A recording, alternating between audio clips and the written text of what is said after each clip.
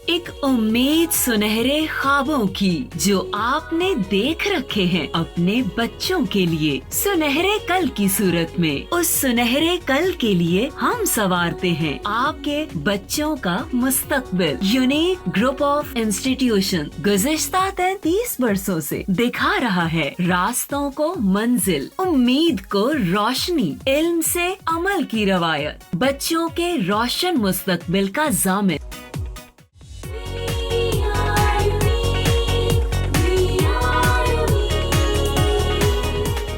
बिस्मिल्लाहिर्रहमानिर्रहीम। My name is Sobia mean. बेटा हम 9th क्लास के ऑनलाइन लेक्चर सीरीज़ के सिलसिले के नेक्स्ट लेक्चर के साथ हाजिर हैं। आज हमने नेक्स्ट टॉपिक पढ़ना है, that is the force and momentum. हम अपने पिछले टॉपिक्स में पढ़ चुके हैं टेंशन के दोनों केसेस डिराइव हो चुके हैं। ये भी बेटा आज का टॉपिक भी as a long question, very very important. और क्वेश्चन इससे क्या आता है, 2-3 तरह से क्वेश्चन पूछा जा सकता है। मैं तीनों क्वेश्चन लिख रही हूँ बोर्ड पे, किस तरह से आपसे बोर्ड में क्वेश्चन पूछा जाएगा ये मैं साथ साथ लिख रही हूँ, आप इसको नोट भी कर लीजिएगा कि फर्स्ट क्वेश्चन। और समटाइम क्योंकि लॉन्ग क्वेश्चन बनाया जाता है तो एंड रिजल्ट से भी बना दिया जाता है। क्वेश्चन पहला आपसे क्या पूछा जा सकता है कि हाउ कैन यू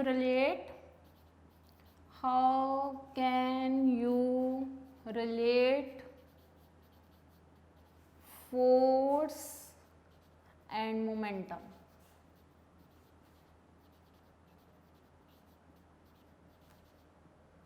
ये क्वेश्चन आ सकता है, या आपको सेम आंसर के साथ क्वेश्चन एक और पूछा जा सकता है, prove that rate of change of momentum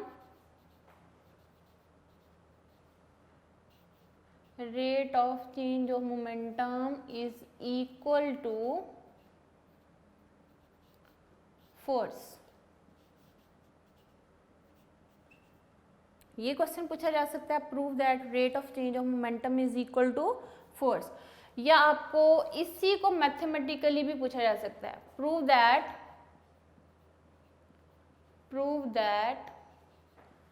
rate of delta P divided by T. Delta P का मतलब क्या हुआ, change in momentum, divided by T का मतलब क्या हुआ, rate of change of momentum. ठीक है, rate of change of momentum is equal to force. ये एक ही क्वेश्चन है, एक ही क्वेश्चन को पूछने के डिफरेंट जो है वो स्टाइल है। एक एग्जामिनर किसी और तरह से बात करता है, कोई और एग्जामिनर होगा वो आपको ये पूछ सकता है, prove that rate of change of momentum is equal to the force. या कोई आपसे वर्डिंग में इसी चीज़ को पूछ सकता है, prove that rate of change of momentum is equal to applied force, या how can you relate the force and momentum. ये चीज़ें बेटा, अच्छा सबसे पहले तो देखिए कि हम अपने लेक्चर्स में पढ़ चुके हैं फोर्स क्या है, मोमेंटम क्या है, फोर्स को हम कैसे रिप्रेजेंट करते हैं, मोमेंटम को किस तरह से रिप्रेजेंट किया जाता है। हम चैप्टर नंबर 3 के स्टार्ट में ही बेटा फोर्स के बारे में पढ़ा कि फोर्स क्या है, एक ऐसी एजेंसी है जो कि, या एक ऐसा एजेंट है जो कि किसी भी बॉडी की जो स्टेट होती है उस स्टेट में कोई चेंज लेके आ सकती है। और वो स्टेट क्या हो सकती है, या तो स्टेट ऑफ रेस्ट होगी या स्टेट ऑफ मोशन होगी। तो हम इसी को कैसे डिस्क्राइब करते हैं कि फोर्स मूव्स और टेंड्स टू मूव, स्टॉप और tends to stop the motion of the body, and force can also change the direction of the motion of the body. Force को हम एफ से रिप्रेजेंट करते हैं, फोर्स का unit Newton है। और secondly जो है फिर न्यूटन्स के हमने 3 लॉज भी पढ़े, जिसमें first law of motion, second law of motion and third law of motion जो है वो आपको 1 बाय 1 डिस्क्राइब कर चुके हैं। अब मोमेंटम क्या है, मोमेंटम क्या था बेटा, जो क्वांटिटी है किसी भी बॉडी की जो कि मोशन से रिलेट कर रही है, जिसमें बॉडी का मास एंड वेलोसिटी इंक्लूड होती है, और उसके रेफरेंस के साथ हम जो फिजिकल क्वांटिटी को डिस्क्राइब करते हैं, that is called the momentum. और जब हमने मोमेंटम का फॉर्मूला पढ़ा वो क्या था, मास एंड वेलोसिटी, इन दोनों का जो प्रोडक्ट है that is called the momentum. इसी से आपसे एक और क्वेश्चन पूछा जा सकता है बेटा कि what are the factors on which momentum depend. अगर आपसे ये क्वेश्चन पूछा जाए, what are the factors on which momentum of the body depend, ये फॉर्मूला है मोमेंटम का, momentum is the product of mass and velocity of the body. तो इसी से हम फैक्टर्स भी लिख सकते हैं। आपने जैसे उसको लिखना होता है कि आपने 2-3 लाइंस में उसको प्रॉपरली डिस्क्राइब करना है, और अनफॉर्चुनेटली जो है हमारे पास बच्चों के अंदर इतनी एबिलिटी नहीं है कि वो अपनी वर्डिंग में कोई चीज़ डिस्क्राइब कर सकें। आप अपने अंदर एबिलिटी पैदा कीजिए। आपको एक फॉर्मूला पता है, आप इसको थोड़ा सा 3 लाइनों में कैसे एक्सटेंड करोगे? आप कैसे लिखोगे? आप लिखोगे momentum of the body depends upon 2 factors. ठीक है, ये एक लाइन में लिखा। फर्स्ट फैक्टर क्या होगा? Mass of the body, and second factor क्या होगा? Velocity of the body. और फिर आप इसके साथ फॉर्मूला भी लिख सकती है। मोमेंटम P से रिप्रेजेंट होता है, मैस M से रिप्रेजेंट होती है, एंड वेलोसिटी किससे रिप्रेजेंट होगा? V के साथ। तो यहीं से हम कहते हैं momentum of the body depends upon the following factor. One is the mass of the body, second one is the velocity of the body. और इसके साथ आप मज़ीद थोड़ा सा इसको बढ़ाना है, एक और लाइन में इसको डिस्क्राइब करना है, तो आप लिख सकते हो if momentum of the body if mass of the body is larger then momentum will be larger, and if the velocity of the body is larger then momentum will also larger। तो in that case हम कह सकते हैं कि momentum कब बढ़ेगा? जब body का मैस ज़्यादा होगा तो मोमेंटम भी ज़्यादा हो जाएगा। और सेकेंड क्या है कि अगर बॉडी की वेलोसिटी ज़्यादा होगी तो मोमेंटम क्या होगा? ज़्यादा होगा। अब हमने इसमें एग्जांपल भी ली थी बेटा कि अगर आपके पास कोई गन है, और बुलेट की एग्जांपल ली थी कि गन को जब आप फायर करते हो तो बुलेट छोटी सी बुलेट है लेकिन उसका इम्पैक्ट बहुत ज़्यादा है, यानी वो जो डिस्ट्रक्शन प्रोड्यूस कर सकती है टारगेट पे जाके जब हिट करेगी तो वहाँ जो डिस्ट्रक्शन प्रोड्यूस होगी तो उस बुलेट के इम्पैक्ट की वजह से होगी। तो इसका मतलब क्या हुआ? बुलेट का इम्पैक्ट बहुत ज़्यादा है। उसकी रीजनिंग क्या हुई कि बुलेट का मोमेंटम ज़्यादा होगा। रीज़न क्या है कि velocity of the bullet is greater. Velocity के ज़्यादा होने से उस बुलेट का मोमेंटम ज़्यादा है, जिसकी वजह से उसका इम्पैक्ट भी क्या होगा? ज़्यादा होगा। अब अकॉर्डिंग टू यहाँ भी Newton's third law of motion जो है वो एप्लीकेबल होता है बेटा। जब गन को फायर किया जाता है, बुलेट आगे की तरफ मूव करती है और गन बैकवर्ड डायरेक्शन में, यानी रिएक्शन के तौर पे गन किधर जाएगी? बैकवर्ड डायरेक्शन में।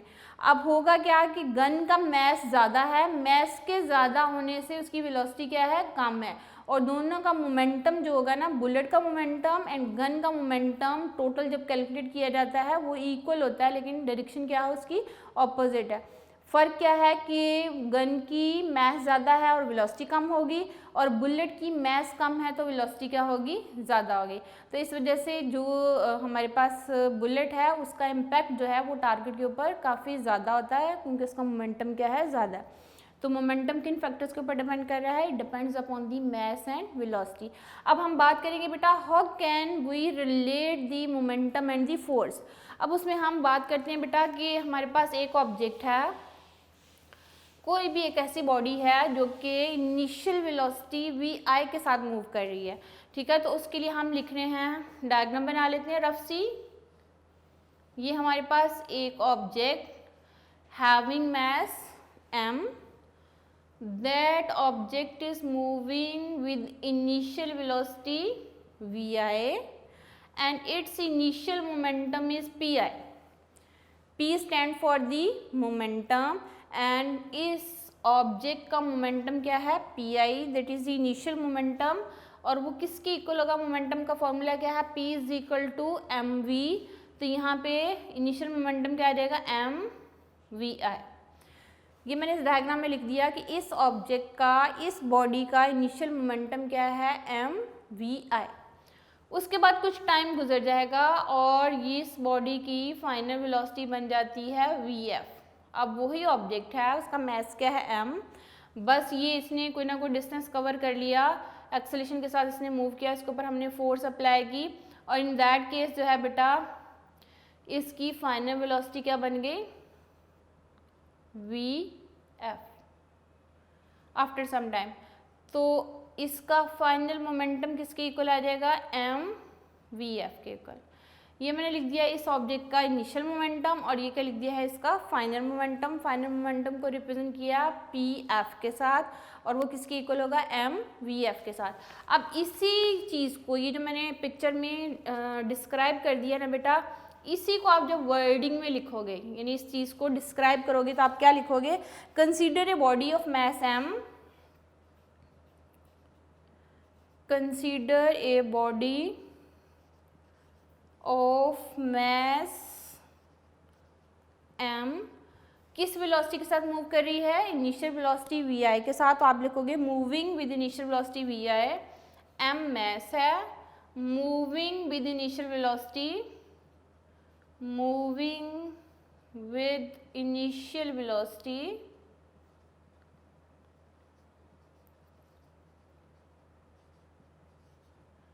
वी आई, यानी इसकी इनिशियल वेलोसिटी क्या है बेटा, वी आई। हम उसके ऊपर फोर्स अप्लाई करते हैं F, let a force F acts on the body, let a force को एफ से रिप्रेजेंट किया, एक्ट ऑन द बॉडी, ठीक है।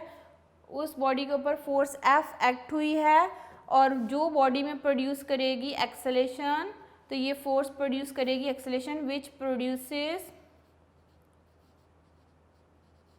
Acceleration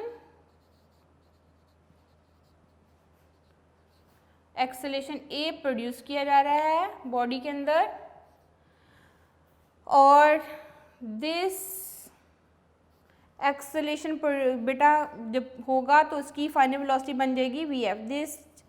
this changes the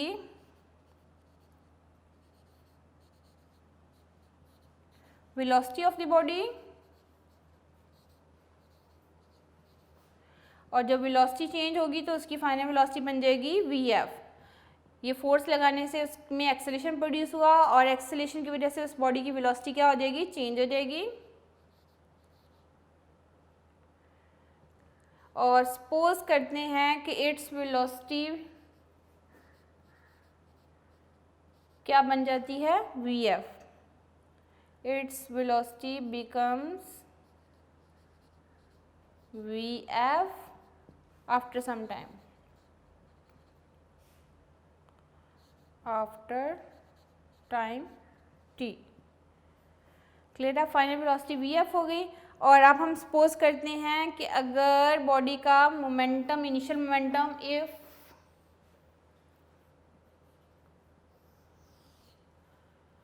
initial momentum is represented by pi,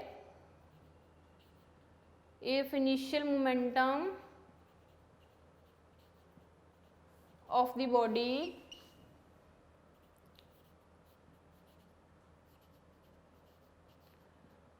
is pi and final momentum of the body is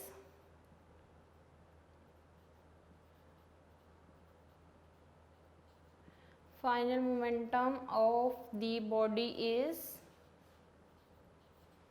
pf। ये जो बच्चों diagram बनाई है मैंने, इसी को आपने वर्डिंग में डिस्क्राइब करना है। हमने क्या डिस्क्राइब किया बेटा, consider a body having mass m that is moving with initial velocity vi, let a force f apply on it, यानी हमने इसको इस साइड पे लिख देते हैं कि हमने इसके ऊपर फोर्स अप्लाई की है f, उसने इस बॉडी में एक्सेलेरेशन क्या प्रोड्यूस कर दिया, a प्रोड्यूस कर दिया, और इस एक्सेलेरेशन की वजह से इसकी वेलोसिटी क्या हो गई, चेंज हो गई। वेलोसिटी चेंज होने के बाद क्या बन गई है, वी एफ। और अब हम सपोज कर रहे हैं कि उसमें जो मोमेंटम प्रोड्यूस हुआ है वो इनिशियल मोमेंटम पी आई है एंड फाइनल मोमेंटम क्या है, पी एफ है। यानी हमने P I and P F जो है वो उस ऑब्जेक्ट के इनिशियल एंड फाइनल मोमेंटम को रिप्रेजेंट कर रहे हैं। उसके बाद बेटा हम इसी चीज़ को वर्डिंग में लिखने के बाद हम लिख रहे हैं इसको मैथमेटिकली। हम सपोज कर रहे हैं initial momentum that is equal to P I, और उसको हमने कैसे लिखा, एम वी आई के साथ। This is initial momentum of the body and final momentum क्या होगा, फाइनल मोमेंटम है जी पी एफ, और पी एफ का फॉर्मूला क्या होगा, एम वी एफ। ये आ गया बेटा। अब आप लिखोगे चेंज इन मोमेंटम, यानी इस ऑब्जेक्ट का मोमेंटम कितना चेंज हुआ है, तो उसके लिए हम लिखेंगे चेंज इन मोमेंटम, और वो चेंज इन मोमेंटम किसके इक्वल होता है बेटा, final momentum minus initial momentum. तो आप पहले लिखोगे फाइनल मोमेंटम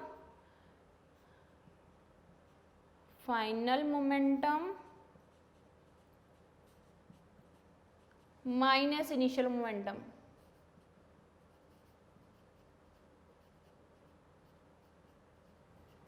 और चेंज इन मोमेंटम को बेटा हम ग्रीक लेटर डेल्टा से रिप्रेजेंट करते हैं, मोमेंटम को पी से रिप्रेजेंट किया जाता है। डेल्टा पी का मतलब क्या होता है? Change in momentum. इस ट्रायंगुलर शेप को बेटा डेल्टा बोला जाता है, इसका मतलब क्या होगा? चेंज। पी का मतलब क्या होगा? Momentum. Change in momentum that is equal to final momentum क्या है बेटा? P F minus initial momentum क्या है? P I. तो पी एफ का फॉर्मूला क्या है? M V F and P I का फॉर्मूला क्या है? M V I. और यहाँ से बेटा आप m कॉमन ले लो तो बाकी का बचेगा वी एफ माइनस वी आई। अब आपने ये तो था चेंज इन मोमेंटम, ये क्या बेटा? Change in momentum. अब हम लिख रहे हैं rate of change of momentum. Rate of change in momentum. Rate of change of momentum क्या होगा बेटा? Delta P divided by T. This is the rate of change of momentum. अब हमने इसकी ratio with respect to time लेनी है। जब भी रेट का लफ्ज आता है ना बेटा, इसका मतलब है कि वो वैल्यू, वो चीज़, वो वेरिएबल चेंज हो रहा है विद रिस्पेक्ट टू टाइम। तो फिर आप क्या लिखोगे? Delta P divided by T that is equal to M V F minus V I divided by क्या आ जाएगा? टी। ये टर्म्स आ गई बेटा। अब ये देखिए, गौर से देखो, V F minus V I divided by T किसके इक्वल होता है? That is equal to acceleration. तो यहाँ मैं साइड पे हिंट भी लिख रही हूँ बेटा, एक्सेलेरेशन किसके इक्वल होता है? V F minus V I divided by T. तो आपने V F minus V I divided by T की जगह क्या लिख देना? ए। तो ये क्या बन जाएगा? M A.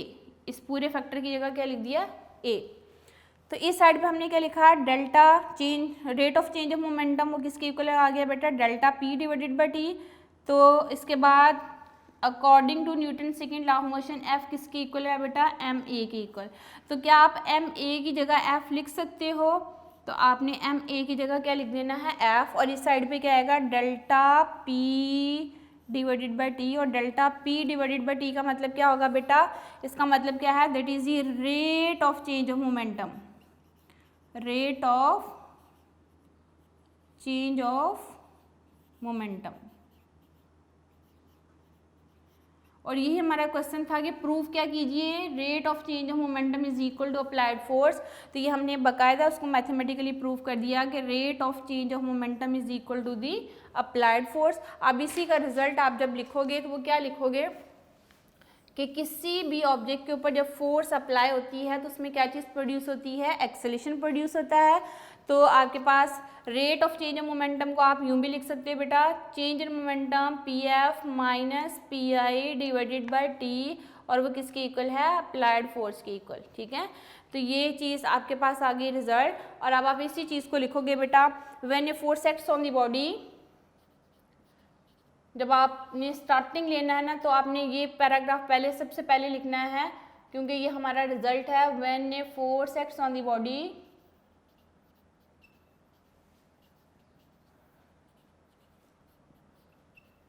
It produces acceleration. ये सेकंड लॉ ऑफ मोशन की स्टेटमेंट में भी है बेटा, जब भी किसी ऑब्जेक्ट के ऊपर, किसी भी बॉडी के ऊपर फोर्स एक्ट होती है, it produces acceleration in the body,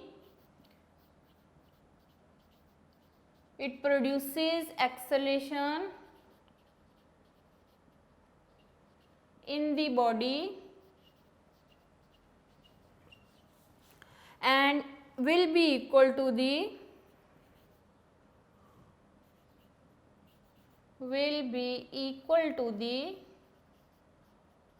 applied force. When a force acts on the body, it produces acceleration. force act हुई है, क्या चीज़ प्रोड्यूस हुआ बेटा? एक्सेलेरेशन प्रोड्यूस हो गया है, और जो एक्सेलेरेशन प्रोड्यूस हुआ वो बॉडी के अंदर प्रोड्यूस होना है, और ये एक्सेलेरेशन जो होगा वो that will be equal to the rate of change of momentum. Rate of change of momentum.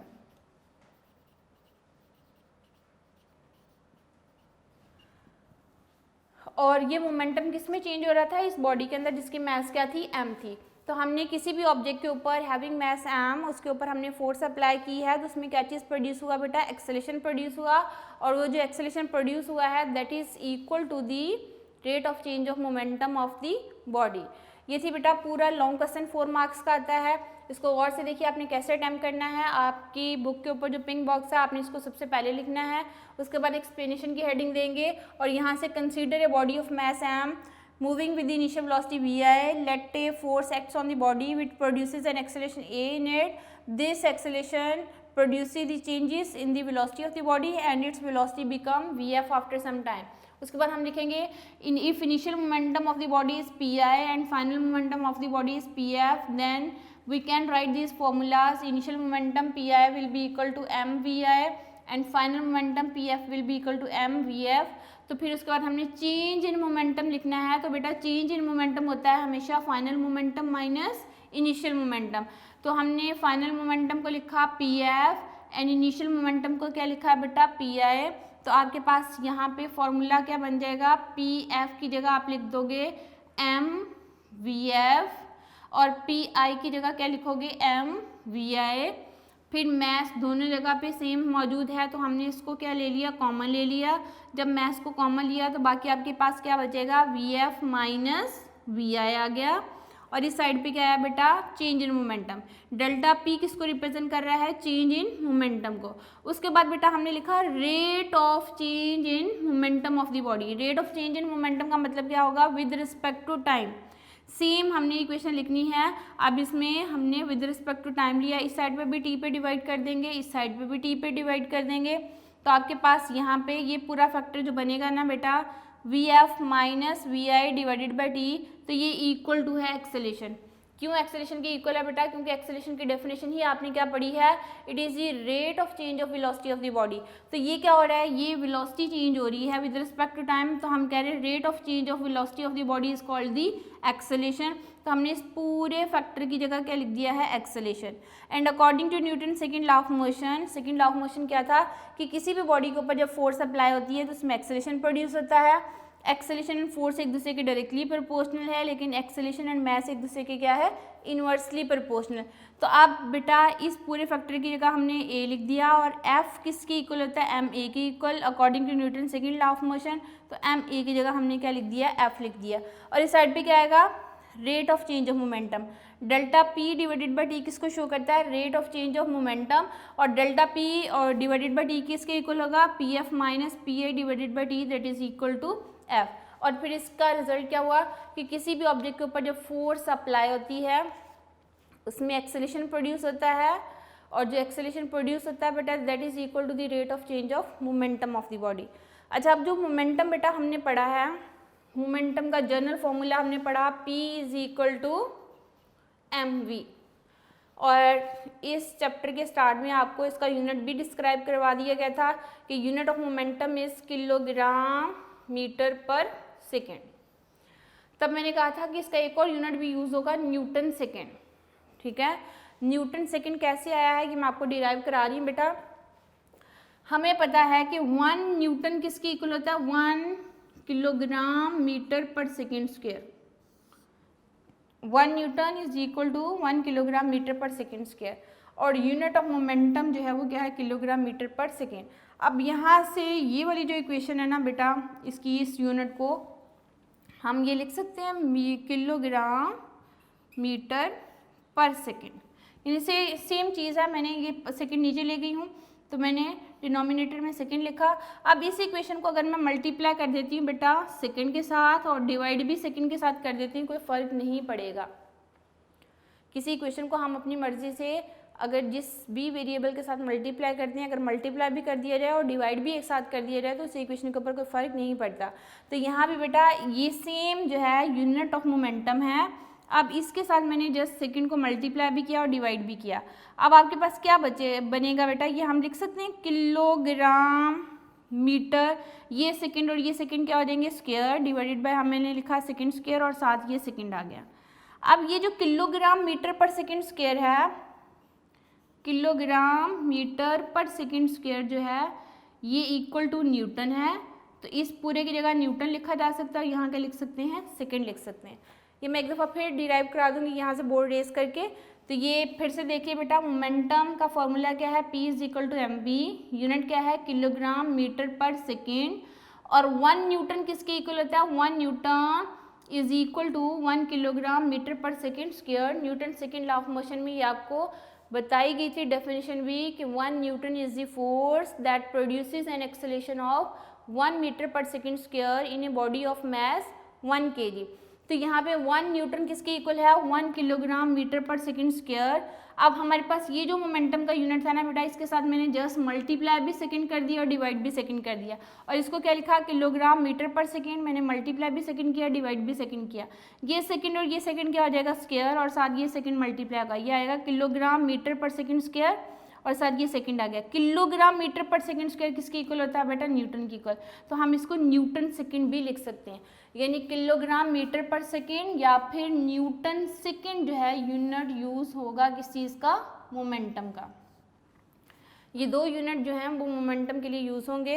अब आपने देखना होगा कि आपको ऑप्शन अगर ऐसे यूनिट की फॉर्म में दी हुई है, यानी बेस यूनिट्स की फॉर्म में दी हुई है, ये बेस यूनिट में दी हुई सारी टर्म्स, किलोग्राम भी बेस यूनिट है, मीटर भी बेस यूनिट है और सेकंड भी बेस यूनिट है। ये बेटा डिराइव यूनिट की फॉर्म में आपकी सेम जो है इस टर्म को आगे न्यूटन सेकंड में डिराइव करके लिखा हुआ है। तो ये न्यूटन सेकंड जो यूनिट है वो भी यूज़ होता है मोमेंटम के लिए, एंड किलोग्राम मीटर पर सेकंड भी मोमेंटम के लिए ही यूनिट यूज़ होता है। दोनों यूनिट जो है वो यूज़ होंगे। अब आपको अगर MCQ आता है तो आपने ऑप्शन देखनी है, क्या आपको वो ऑप्शन बेस यूनिट की फॉर्म में दी हुई हैं या फिर डिराइव यूनिट की फॉर्म में दी।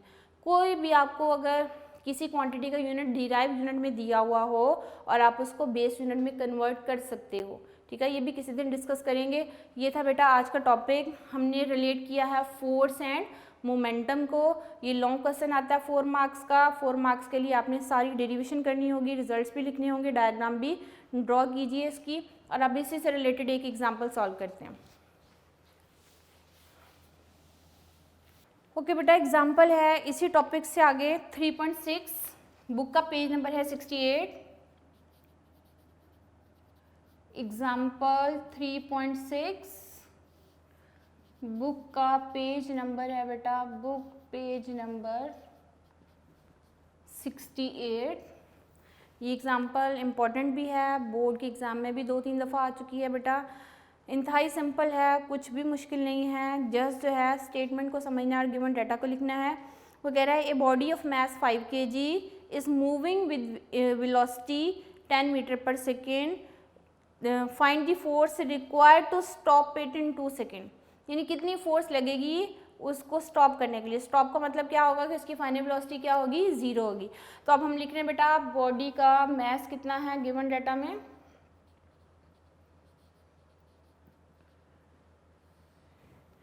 गिवन डाटा में बॉडी का मास है जी 5 kg, और बॉडी किस वेलोसिटी के साथ मूव कर रहा है, initial velocity of the body is 10 metre per second, और फाइनल वेलोसिटी इसकी क्या होगी, 0, चूँकि इसने अप्लाई की है फोर्स, और फोर्स अप्लाई करने से वो स्टॉप हो गई है बॉडी, तो final velocity 0 metre per second होगी। आपने फाइंड आउट करनी है बेटा फोर्स, अगर टाइम कितना है 2 सेकेंड, आपने फोर्स फाइंड आउट करनी है, ठीक है। अब इसके सिंपल जो है फोर्स का फॉर्मूला क्या होता है, फिजिकल टू ma। अब हमें गिवन डाटा में एक्सेलेरेशन नहीं पता, तो एक्सेलेरेशन किसके इक्वल है, एक्सेलेरेशन है vf minus vi divided by t। Acceleration का फॉर्मूला क्या होता है बेटा, rate of change of velocity of the body, change in velocity divided by time taken. तो आपके पास ये क्या बन जाएगा, f will be equal to m into a क्या होगा, vf minus vi divided by t। अब आप इसको फाइंड आउट कर लीजिए बेटा। मास आपके पास कितनी है 5 kg, फाइनल वेलोसिटी कितनी है 0, इनिशियल वेलोसिटी कितनी है बेटा 10, और टाइम कितना है 2 सेकेंड, टाइम है जी 2 सेकेंड, ठीक है। अब आप देखिए बेटा f इज इक्वल टू 5, 0 में से 10 माइनस करोगे तो क्या आएगा, -10 डिवाइडेड बाई 2, ये कितना आ जाएगा कैंसल आउट कीजिए, 5 आएगा और 5 को 5 से मल्टीप्लाई करोगे, माइनस ये साइन बाहर ले लीजिए, माइनस 5 5 ज़ा क्या होंगे 25 और यूनिट क्या होगी न्यूटन। तो आपके पास रिजल्ट क्या आया बेटा, जो अपोजिंग फोर्स एक्ट हो रही है 25 न्यूटन, तो आपको कितनी फोर्स लगानी पड़ेगी इस बॉडी को स्टॉप करने के लिए, 25 Newton force is required to stop the body. जब आप इसका रिजल्ट लिखोगे बेटा, रिजल्ट, तो आप क्या लिखोगे कि 25 Newton force will be required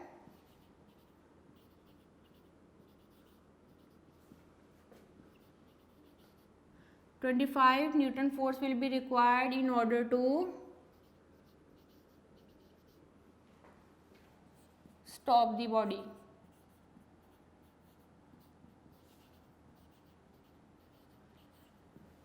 इसमें नेगेटिव साइन क्या इंडिकेट करता है बेटा, नेगेटिव साइन इंडिकेट करता है कि बॉडी के ऊपर अपोजिंग फोर्स लगाई जा रही है। यानी अपोजिंग फोर्स का मतलब क्या होगा कि बॉडी को स्टॉप करने के लिए एक फोर्स लगाई जा रही है, जो कि बॉडी की मोशन के क्या कैसे एक्ट होगी, अपोजिट एक्ट होगी। जैसे गाड़ी का ड्राइवर ब्रेक अप्लाई करता है, तो ब्रेक अप्लाई करने का मकसद क्या होगा कि उसके ऊपर हमने एक फोर्स लगाई जो कि गाड़ी की मोशन के ऑपोजिट डायरेक्शन में एक्ट होगी और गाड़ी की वेलोसिटी डिक्रीज़ होती जाएगी, और वेलोसिटी डिक्रीज़ होती है तो एक्सेलेरेशन क्या होता है, नेगेटिव होता है। और वहाँ पे एक्सेलेरेशन नेगेटिव होने की वजह से वहाँ जो फोर्स है वो भी आपके पास उसकी जो वैल्यू आ रही है वो नेगेटिव में आ रही है। उसकी रीजनिंग ही क्या है कि opposite force is applied in order to stop the body in 2 second. ये थी बेटा एग्जाम्पल 3.6 जो कि इस टॉपिक से रिलेटेड थी।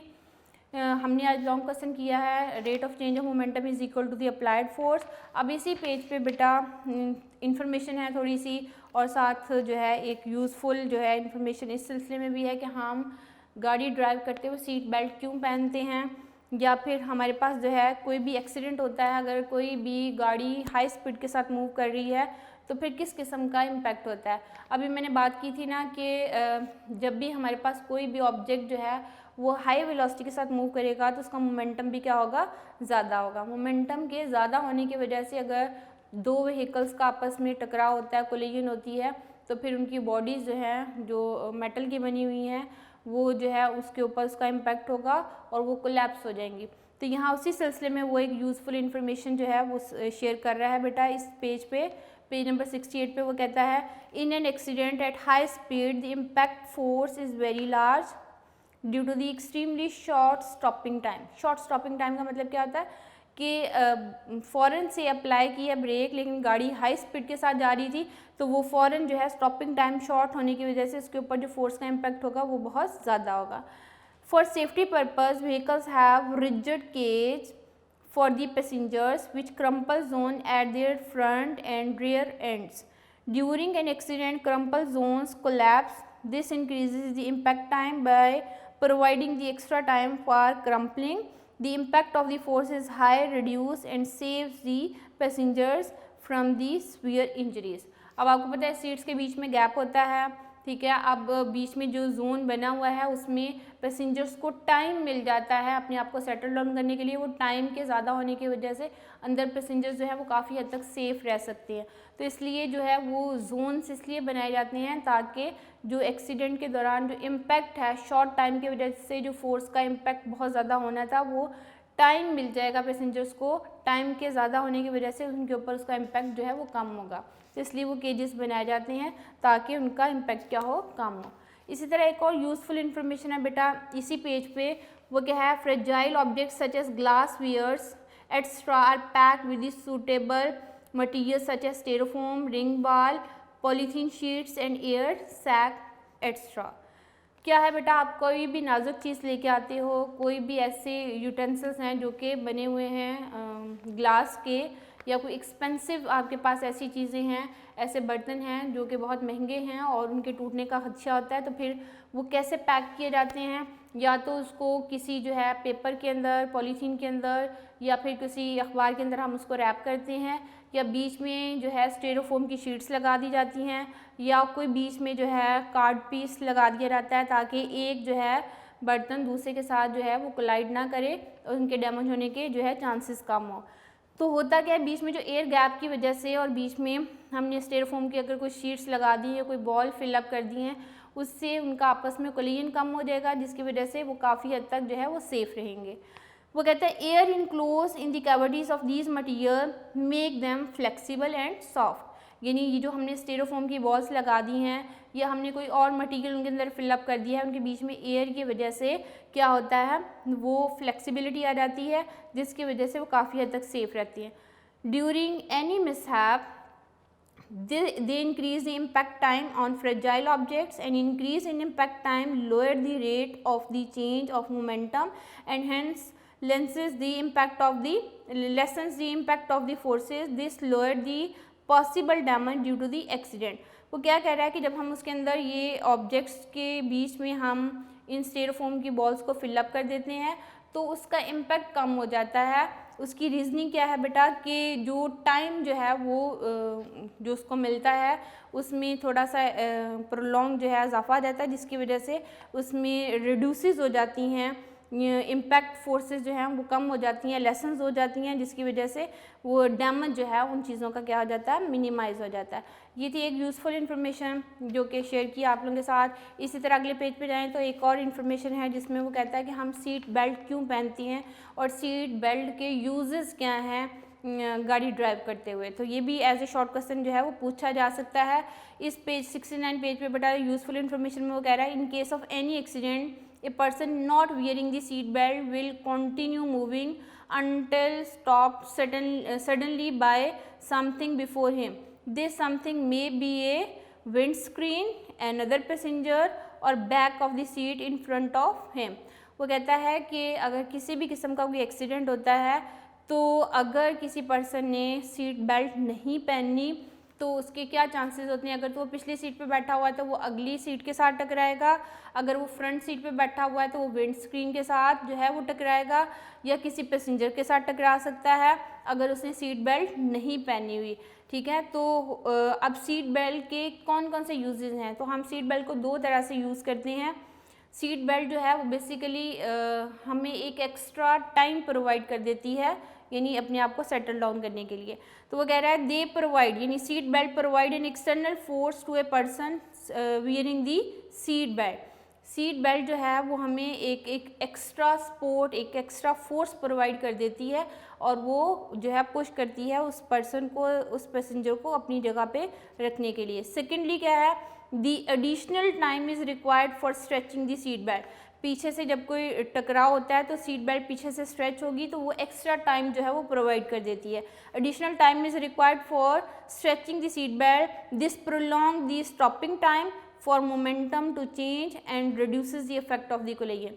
यानी टाइम ज़्यादा होने की वजह से उसका मोमेंटम को रिड्यूस होने का जो है वो इम्पैक्ट जो है वो कम हो जाता है और कोलिजन की वजह से जो डिस्ट्रक्शन या उसका जो इम्पैक्ट होगा उसको भी मिनिमाइज़ किया जा सकता है by using the seat belt. ये दो यूजेस हैं बेटा, they provide the external force और सेकेंडली क्या है, एडिशनल टाइम जो है वो मिल जाता है ताकि मोमेंटम में जो चेंज आता है उसको रिड्यूस किया जा सके और कोलिजन का इफेक्ट किया जा सके, कम किया जा सके। तो ये था बेटा आज का टॉपिक। इस पेजेस पे मैंने इन्फॉर्मेशन भी आपके साथ शेयर कर दी हैं। ये कभी कभी एज ए शॉर्ट क्वेश्चन पूछ ली जाती हैं, सीट बेल्ट वाला क्वेश्चन आ जाता है, बाकी तो कभी नहीं आए, लेकिन आपने इसको एक दो दफ़ा पढ़ लेना है ताकि अगर इसमें से कोई क्वेश्चन बनता है, कोई MCQ बनता है, आप उसका आंसर देने के काबिल हों। तो ये था बेटा हमारा आज का topic force and momentum. As a long question आता है, उसके साथ रिलेटेड मैंने एक एग्जांपल कराई है, ये भी बोर्ड में कई दफ़ा आ चुकी है। इसको अच्छा सा लर्न कीजिए और लर्न करके इसको लिख के देखिए। आपके यूनिक नोट्स जो हैं उसको आप यूज़ कीजिए बेटा, उसमें ये सारे क्वेश्चंस जो हैं वो दिए हुए हैं और प्रॉपर उस मेथड से दिए हुए हैं जिस मेथड से आपने इनको अटैम्प्ट करना है। और सेकेंडली साथ साथ ये चीज़ भी मेंशन है कि ये क्वेश्चन बोर्ड के किस साल में आया हुआ है और ये आप लोगों के लिए कितना इंपॉर्टेंट है। क्लियर है? तो इंशाल्लाह अपना बहुत सारा ख्याल रखिए। नेक्स्ट लेक्चर के साथ फिर हाज़िर होंगे, तब तक के लिए अल्लाह हाफ़िज़।